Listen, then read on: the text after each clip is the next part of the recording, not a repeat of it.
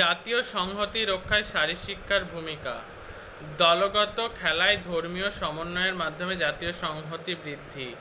যে কোনো দলগত খেলায় দল গঠনের মধ্যে খেলোয়াড়ের গুণগত মান দেখা হয়। তাও একটি দলের মধ্যে হিন্দু, মুসলমান, শিখ, খ্রিস্টান, বৌদ্ধ সমস্ত ধর্মের খেলোয়াড় থাকে। খেলার মাঠে সমস্ত খেলোয়াড় তাদের ধর্মীয় বিভেদ ভুলে একসঙ্গে কাঁধে কাঁধ মিলিয়ে লক্ষ্য পূরণের জন্য ব্রতী হয়।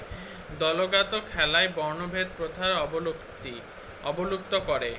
একটি দলে বিভিন্ন জাতির খেলোয়াড় থাকে। কেউ মাঠে খেলার সময় কে উচ্চবর্ণের, কে নিম্নবর্ণের, কে ব্রাহ্মণ, কে শূদ্র দেখা হয় না। সকল বর্ণের মানুষ একে অপরের সহযোগিতা করে নির্দিষ্ট লক্ষ্যে এগিয়ে যায়। সহযোগী এবং সমমর্মী মনোভাব। একটি দলীয় খেলায় দলের একজন সদস্য এককভাবে কখনোই লক্ষ্য পূরণের সার্থকতা পেতে পারে না। দলের সমস্ত সদস্যদের সহযোগিতা নিয়ে যৌথভাবে মূল লক্ষ্য পূরণ করতে হয়। এর ফলে খেলোয়াড়েরা সামাজিক ক্ষেত্রে সহযোগী মনোভাব প্রদর্শন করে, যা জাতীয় সংহতিকে আরও মজবুত করে। দলের একজন সদস্য অপর সদস্যের অসুবিধা, দুঃখ অনুধাবন করতে পারে।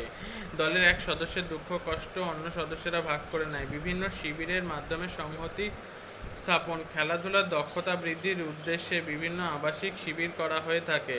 এই শিবিরে বিভিন্ন ধর্মের, বিভিন্ন বর্ণের, বিভিন্ন জাতির খেলোয়াড়দের একসঙ্গে একই ছাদের তলায় একই রকম পরিবেশে একই কার্যক্রমের মধ্যে থাকতে হয়। এর ফলে একই সঙ্গে থাকা, একসঙ্গে কাজ করা, খাওয়া, ঘুমানোর অভ্যেস তৈরি হয়, যা জাতীয় সংহতিকে আরও মজবুত করে। এই শিবিরের মাধ্যমে নিজেদের মধ্যে ভাবের আদান প্রদান হয়, সাংস্কৃতিক বিনিময় ঘটে। এর ফলে জাতীয় সংহতি আরও দৃঢ় হয়।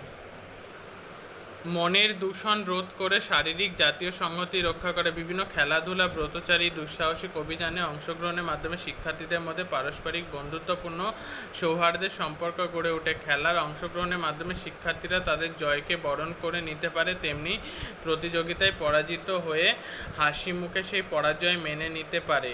একজন খেলোয়াড়ের কাছে জয় পরাজয় সমান গুরুত্ব অনুসরণ করে। তাই তো খেলার শেষে জয়ী পরাজিত একে অপরকে আলিঙ্গন করতে এগিয়ে আসে। এই বিরল দৃষ্টান্ত অন্য কোনো ক্ষেত্রে দেখা যায় না। খেলাধুলার মাধ্যমে আমাদের অবচেতন মনের দূষণ বিরচিত হয়ে যায়, আর এই খেলোয়াড় সুলভ মানসিকতা সমাজের সর্বস্তরে সঞ্চারিত করতে পারলে জাতীয় সংহতির সুবিধা হবে।